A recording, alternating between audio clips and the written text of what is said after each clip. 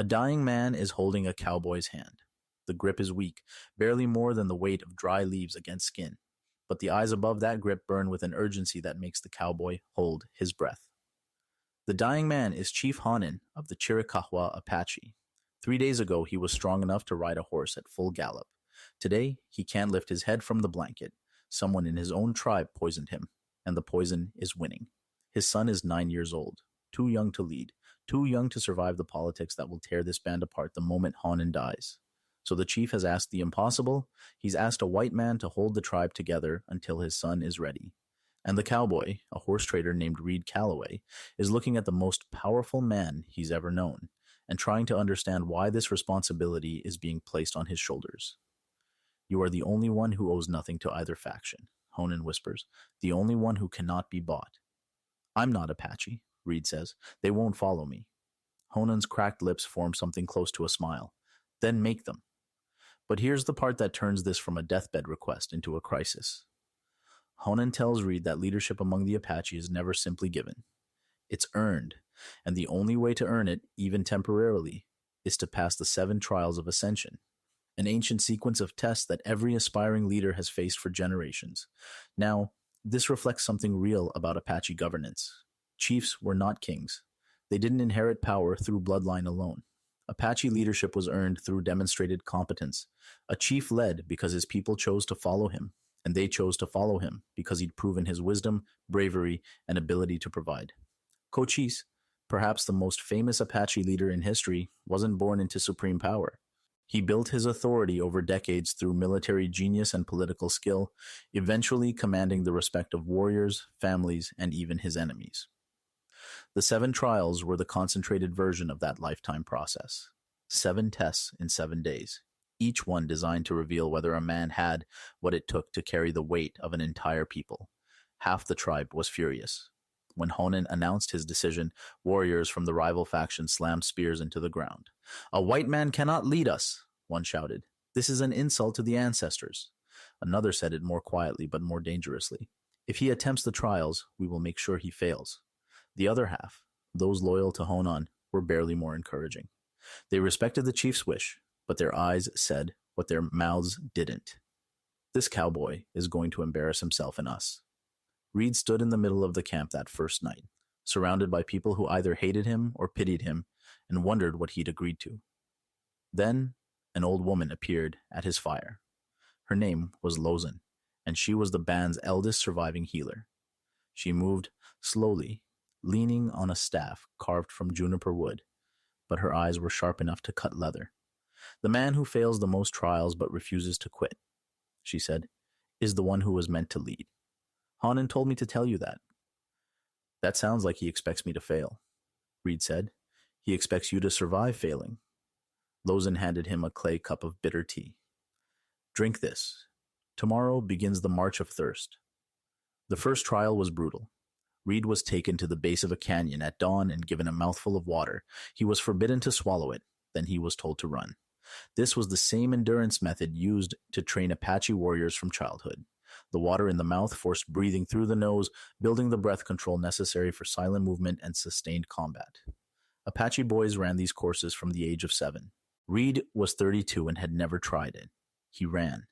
The canyon floor was loose rock and sharp gravel. The sun hammered down. The water in his mouth became warm, then hot. Every instinct screamed at him to swallow. He didn't. He ran until his legs felt like they were filled with sand. He ran until his vision blurred. Then he swallowed.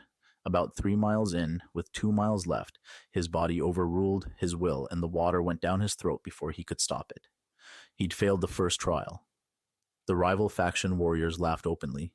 Reed bent over, hands on his knees, gasping. Lozin watched from the ridge above with an expression that revealed nothing. The second trial was called the Stone That Speaks. Reed was placed alone in a clearing with a flat stone the size of a dinner plate. He was told to sit with the stone until it spoke to him. No further instructions. He sat for 12 hours. The stone said nothing, because it was a stone. Warriors walked past and smirked. The sun moved across the sky. Reed sat. His back ached. His patience cracked. At sunset, the council asked him what the stone had said. Reed was honest. "Nothing. It's a rock." He'd failed the second trial. What he didn't understand until days later was that the trial wasn't about hearing the stone speak. It was about patience and humility. The correct response, the one Apache leaders had given for generations, was, "The stone taught me that silence has more to say than words." Reed had been too literal, too much the frontier man looking for a concrete answer. The third trial was the wound you choose. A warrior approached Reed with a knife and asked him to choose where on his body to receive a cut. The wound would be deliberate, controlled, and non-lethal, but Reed had to choose the location. Reed chose his left forearm, in the least dangerous spot he could think of. The warrior made a clean cut, bandaged it, and walked away. He'd failed again. The correct choice, as Apache custom held it, was the palm of the hand. A wound on the palm hurts with every grip, every tool held, every rope pulled. It was a reminder that leadership means carrying pain in everything you touch. Choosing the forearm was choosing comfort. Choosing the palm was choosing responsibility. 3 trials, 3 failures. The rival faction began openly celebrating. "The white man will be sent away by morning," they said. Even Hanan's loyalists looked defeated. That night, Reed sat by his fire alone. His forearm throbbed. His body ached from the run. His pride was in pieces.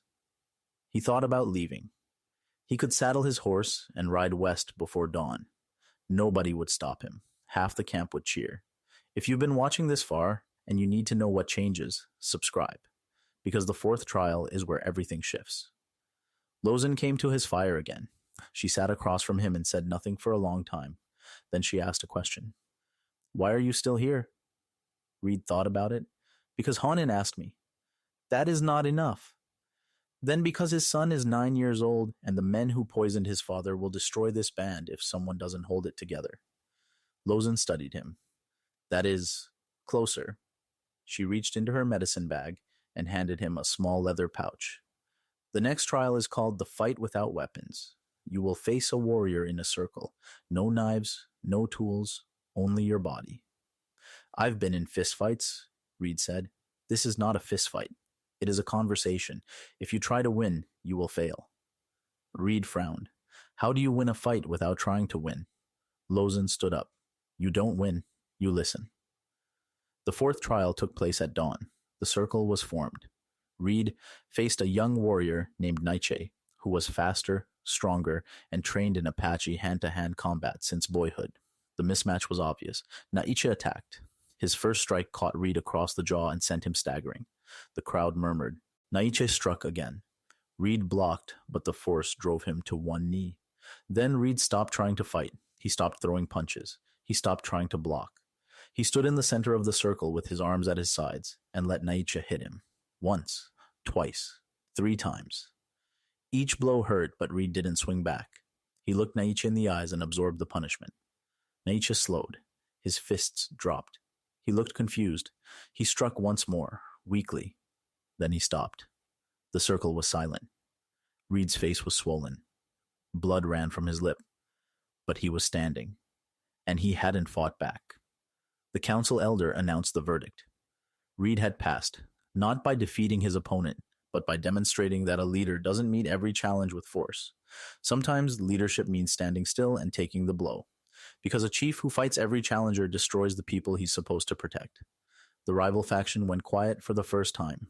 The 5th trial was the enemy you forgive. Reed was brought before a warrior from the rival faction, a man who had openly insulted him, sabotaged his first trial by loosening rocks on the canyon floor, and lobbied for his banishment. The council told Reed to address this man. Reed looked at the warrior. The man stared back with undisguised hatred. "I know what you did on the canyon run," Reed said through the translator. "You loosened the stones."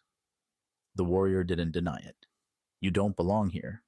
"Maybe not," Reed said, "but right now, Hanan's son needs people who care about this band more than they care about being right." He paused. "I don't need you to like me. I need you to help me keep a 9-year-old boy's future alive." The warrior's expression shifted. Not to friendliness, but the hatred dimmed into something more complicated. Reed had passed. The 6th trial was the path with no eyes. Reed was blindfolded and led into unfamiliar terrain. He was told to find his way back to camp using only sound, smell, and the feel of the ground beneath his feet. This took 7 hours. He fell into a creek. He walked in circles for an hour. He tripped over roots and scraped his knees raw. But he listened. He smelled the smoke of the campfire. He felt the slope of the terrain that he remembered from his rides through the foothills. And slowly, painfully, he stumbled back into camp as the sun was setting. He'd passed. Barely. The seventh and final trial was the fire you walk through. Reed stood before a long trench filled with glowing coals. The heat rising from it warped the air. Warriors lined both sides. Now, this was not what it appeared to be. The trial wasn't about pain tolerance, it was about trust. At the far end of the trench stood Hanan's 9-year-old son, Taza. The boy held a clay vessel filled with water. If Reed walked through the coals, Taza would pour the water over his burning feet at the other side. The trial tested whether a leader could trust the person he was protecting to also protect him. Reed looked at the coals. He looked at the boy. Taza's hands were trembling, but his eyes were steady. Reed stepped onto the coals. The pain was immediate and enormous. His boots provided some protection for the first few steps, but the leather began to smoke. He walked, not fast, not slow. Each step sent fire up through his legs. The warriors were silent. The only sound was the hiss of leather on ember. Halfway through, Reed's left boot caught fire. He kept walking. His jaw was clenched so hard his teeth ached. The world narrowed to two things: the pain beneath his feet and the boy at the end of the trench. He reached the end. Taza poured the water. The relief was so sharp it felt like a second kind of burning. Reed collapsed to his knees. The boy knelt beside him. "You made it," Taza whispered. Reed looked at the boy. He saw Honan's eyes. "Your father knew I would." The camp erupted. Not in celebration exactly, but in something more profound. Recognition. A man who had failed 3 trials, been humiliated, been beaten, been sabotaged, and kept standing through all of it had just walked through fire for a child he barely knew. Even the rival faction was silent. Not converted, but silent. And on the frontier, silence from your enemies was the closest thing to respect you could earn. That night, the council formally named Reed as temporary guardian of the band until Taza came of age. It was not a position of absolute power. Apache governance was consultative. Reed would lead through influence and demonstrated competence, not through authority. Every major decision would go through the council. Every action would be watched.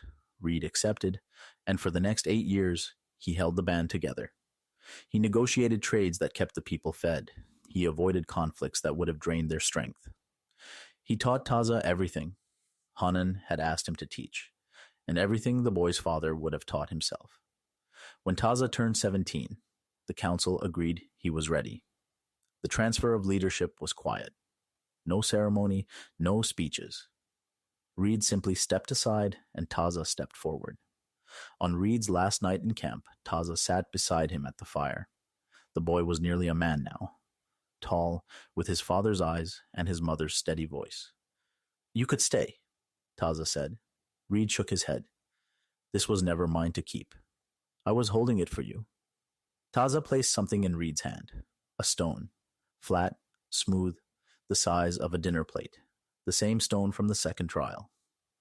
"It finally spoke to me," Taza said with the faintest smile. "It said thank you." Reed laughed for the first time in a very long time. Then he rode west into the morning sun, carrying nothing but a stone, a story, and the knowledge that the hardest trials are the ones you fail first. Now, the true history of how Apache chiefs earned their leadership and the real outsiders who were adopted into tribal structures through acts of courage is a story that rewrites everything you think you know about the frontier. That video is on screen right now.